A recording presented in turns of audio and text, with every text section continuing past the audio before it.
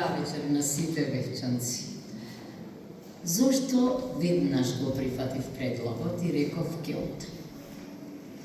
За мене Вевчани е синоним за република. Тоа сум го кажала многу пати. Зошто е ова точно? Прво, јас имам двојно државјанство, не само македонско, туку и вевчанско. Пате сум и член на Академијата на убавите уметности и за Вевчани ме врзува многу спомени. Најпрво, зошто уште во 90-тите години говорев, пишував, аргументирав дека Вевчани има право да биде самостојна општина. Не е доволно за да стекнете статус на општина, да имате определен број на жители, институции, служби, да може да собирате данъци. Има нешто што е поважно. Идентитет.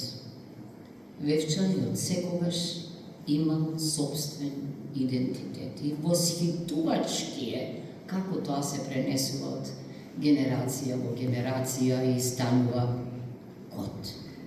Не случајно, уште во Турско, Вевчани би се броил меѓу оние општини кои што уживале степен на автономија, со китап потврден. Значи, тоа е нешто што се развивало. Ја споменувате 87-та година. Јас ја паметам. Бев на факултет и коментарот беше јасен, дека тоа е предиграта, дека тоа е предвечерието на распадот на комунизмот. Јасно беше. Во 90-тите години сето тоа се оствари. Кога ја споменав Академијата, неверојатно, бунтовноста, духот, самобитноста стана синоним за Вевчани. Јас мислам дека сека ја видов сега на една од сликите, во страв живееше после таа лекција по демократија, дека ние, овде родените, имаме право да го уредуваме нашиот живот по наша мерка. Ние имаме право да располагаме со нашите води, не може тоа да го правите во наше име. Впрочем, тоа беше наистина една изворедна лекција по демократија. Да не говорам за она за што веќе беше споменато. Вевчанци се синоним за талентирани градители, познати секаде. Кога одам во Словенија, за која велам дека е мојата втора татковина, те жела, да сите велат дека вевчанските градители се незаменливи. Уметници, исто така.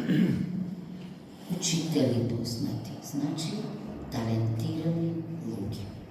Врв беше кога почнаа вевчанци сами да се собираат давачки за вода, за струја. Тоа беше републиканското. Тоа беше она што ниту една друга општина не може да го направи.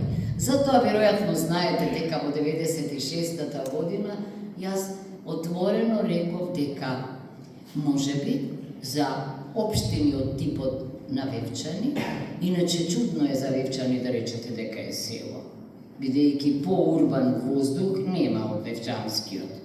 Тоа го докажува фестивалот, тоа го докажуваат многу други нешта. Вацлав Хавел велел дека комунизмот во Чешка паднал не како резултат на оружјето, туку како резултат на хуморот, смисолот за хуморот, и тој велел и джезот. Значи, урбаниот воздух е тој кој што е реформски.